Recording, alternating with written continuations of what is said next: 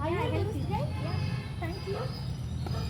Are you comfortable with Tamil? Yeah, I'm comfortable with Tamil. I can understand Tamil. You can speak with me in Tamil only. Okay. சரி, நீங்கள் ஏன் இங்கே வந்து கன்னியாகுமரியில் வந்து திருவள்ளுவர் சிலையை பார்க்கணுன்னு நினச்சி வந்திருக்கீங்க? To be frank, I love to explore Tamil Nadu, especially Thiruvalluvar statue, because I heard lots of things about Thiruvalluvar, who is very magically wrote in his moral things in his Thiruvalluvar Thirukural. Let me know about something Thiruvalluvar statue in Tamil. சொல்லலாமே, நடந்துக்கிட்டே பேசலாம். Okay. இப்போ என்னென்னா, திருவள்ளுவர் வந்து ஆன்சைன் வந்து ஒரு Tamil poet.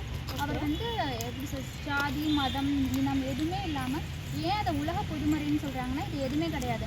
உலகத்துலேயே அந்த ஒரு நூலில் மட்டும்தான் இது எதுவுமே இல்லாமல் எல்லா பீப்புள்ஸ்க்கும் ஈக்குவலாக எழுதியிருக்காங்க. ஈவன் அதர் கண்ட்ரீஸில் கூட இப்படி நூல்லாம் இருக்கா என்னன்னு தெரியலை எனக்கு. இதில் நிறைய இருக்குது.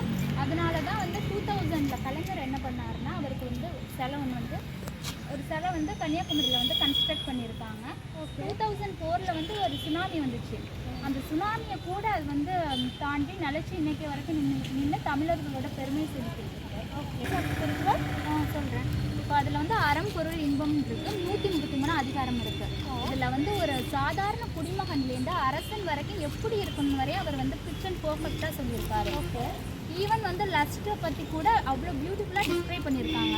இப்போ உள்ள போய்ட்ஸ் கவிஞர்கள் கூட இப்படி சொல்லுவாங்களான்னு தெரியாது. அப்போவே அவ்வளோ அழகாக யாரும் முகம் சுளிக்காத அளவுக்கு அவர் வந்து அவ்வளோ அழகாக வந்து அதை பற்றி பேசியிருக்காரு, எழுதியிருக்காருன்னு நினைக்கும் போது ரொம்ப ஆச்சரியம் தான். திருவள்ளுவர் வந்து தமிழ்நாட்டில் பிறந்தது வந்து தமிழர்களாக எங்களுக்கு ரொம்ப பெரிய பெருமை.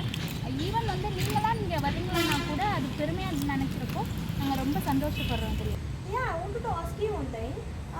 Thing is, what he is explaining about the kings of ancient. இப்போ வந்து நமக்கு வேர்ல்டில் பாலிடிக்ஸுங்கிறது எப்படி இருக்குன்னு நமக்கு தெரியுது. எல்லாருமே லீடர்ஸ்லாம் எப்படி இருக்காங்கன்னா மணி மைண்டடாக இருக்காங்க.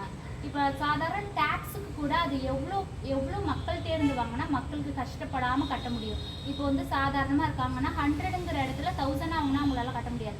அதே 100ங்கிறப்ப அவங்களால ஈஸியாக பே பண்ண முடியும். ஒரு அரசுங்கிறவங்க எப்படி வந்து டேக்ஸ் வாங்கணுங்கிறத பற்றி கூட அவர் வந்து சொல்லியிருக்காரு. Correct, exactly. He's a wonderful man, you know. As per your explanation of Thiruvalluvar, I learned lots of things. Think people are in my country used to say about Thiruvalluvar, but you explained with some emotion of your country. Emotion சொன்னோன்னா எனக்கு ஒரு ஞாபகம் வருது.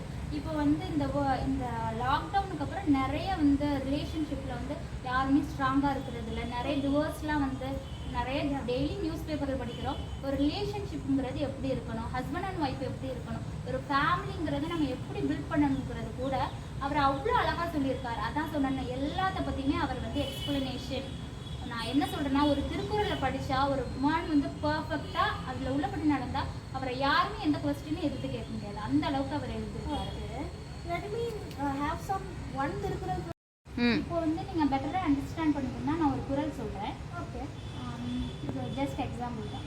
இன்னா செய்தாரே ஒருத்தல் அவர் நான நன்னையும் செய்துவிடல். Okay, what is the meaning of this குறள்?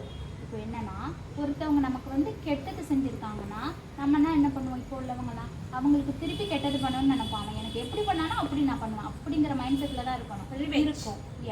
அதே அவர் என்ன சொல்கிறாருன்னா, இப்போ வந்து கெட்டது பண்ணுறவங்க வெக்கப்படுற அளவுக்கு நம்ம அவங்களுக்கு வந்து நல்லது பண்ணணும் அப்படின்னு சொல்கிறாரு.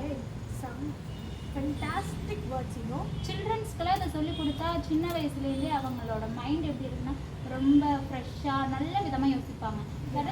குழந்தைங்க எல்லாருமே இதனால சொல்கிறாங்க, சின்னவங்கலேருந்து பெரியவங்க வரை குரலை படிக்கணும் அப்படின்ட்டு. ஈவன் இங்கிலாந்து வந்து மகாராணி என்னன்னா டெய்லி எழுந்திரிச்சோடனே ஒரு குரல் படிப்பாங்களாம். அதை நீங்கள் கேள்விப்பட்டிருப்பீங்கன்னு. S, of course.